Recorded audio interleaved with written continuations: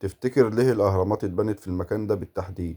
هل هو صدفة ولا الموضوع كان مدروس؟ تخيل معايا إننا رجعنا بالزمن 4500 سنة، والملك خوفو بيدور على أنسب حتة في مصر كلها علشان يبني فيها أعظم بناء في تاريخ البشرية. الموضوع ما كانش إن هنا شكله حلو ولا إن المنظر من هنا جامد، لا ده كان قرار مصيري داخل فيه الجيولوجيا والفلك والاقتصاد والدين والسياسة كمان. كل سنتيمتر في هضبة الجيزة كان مدروس بالملي. عمرك سألت نفسك ليه الجيزة بالذات وليه مش الدلتا ولا الصعيد؟ لازم تفهم إن العقلية اللي بنت الهرم كانت بتفكر في الخلود، يعني مش بيبنوا حاجة تعيش 100 ولا 200 ولا 1000 سنة، دول بيبنوا حاجة تكسر القواعد الفيزيائية وتعيش للأبد.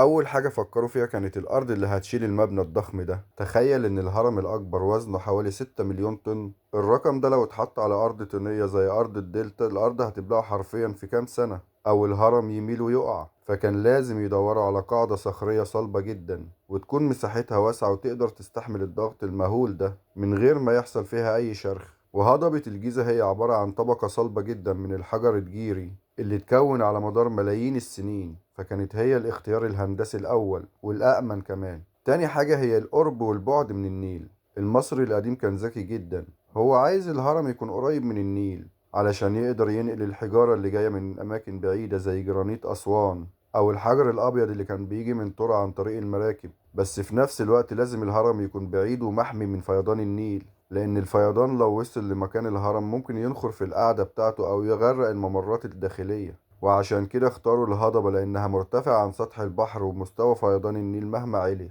فكده هم ضمنوا إن الهرم هيفضل ناشف ومحمي من الرطوبة والمية لآلاف السنين. لو بصينا بقى على الجانب الديني فالموضوع هنا عميق جدا. المصريين كانوا بيؤمنوا إن الشمس هي الإله رع اللي بيتولد كل يوم من الشرق ويموت في الغرب، وعشان الملك يبعث من جديد في العالم الآخر كان لازم مقبرته تكون في أرض الغروب اللي هي الضفة الغربية للنيل. الجيزة كانت هي المكان المثالي اللي بيجمع بين الضفة الغربية وبين القرب من العاصمة منف اللي هي مركز الحكم وقتها، فكان الملك يقدر يراقب الشغل في الهرم بتاعه وهو قاعد في قصره في منف، وفي نفس الوقت يكون في المكان الديني الصح اللي يضمن له رحلة آمنة للعالم الآخر.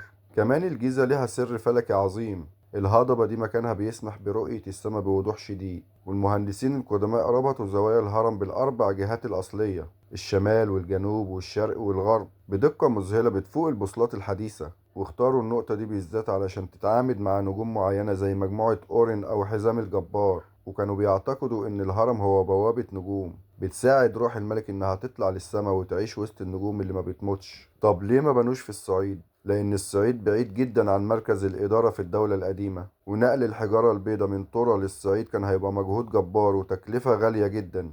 أما الدلتا فزي ما قلنا هي أرض طمي ومستنقعات وما تنفعش تشيل أوزان تقيلة زي الهرم، فكانت الجيزة هي نقطة الاتزان أو السرة بتاعت مصر، هي المكان اللي بيقابل فيه الوجه القبلي بالوجه البحري، وكأن الملك بيقول أنا مسيطر على الشمال والجنوب من النقطة المركزية دي. كمان في سبب لوجستي عبقري، وهو إن هضبة الجيزة كانت في حد ذاتها محجر، يعني أغلب الحجارة اللي اتبنى بها جسم الهرم هي حجارة الهضبة نفسها، فالمصريين وفروا على نفسهم نقل ملايين الأطنان من مسافات بعيدة واكتفوا بس بنقل الحجارة الخارجية الناعمة والجرانيت. اختيار الجيزة كان مزيج بين عبقرية المكان وقدسية الفكرة. كمان صخره صلب وبعيد عن المية وقريب من العاصمة ومرتبط بالنجوم والسماء، وده اللي خلى الأهرامات تفضل واقفة لحد النهاردة كأنها لسه مبنية امبارح، بتتحدى الزمن والظروف وبتقول للعالم إن اللي اختار المكان ده ما كانش مجرد بنا، ده كان عالم فلك ومهندس عبقري فاهم طبيعة الأرض اللي هو واقف عليها.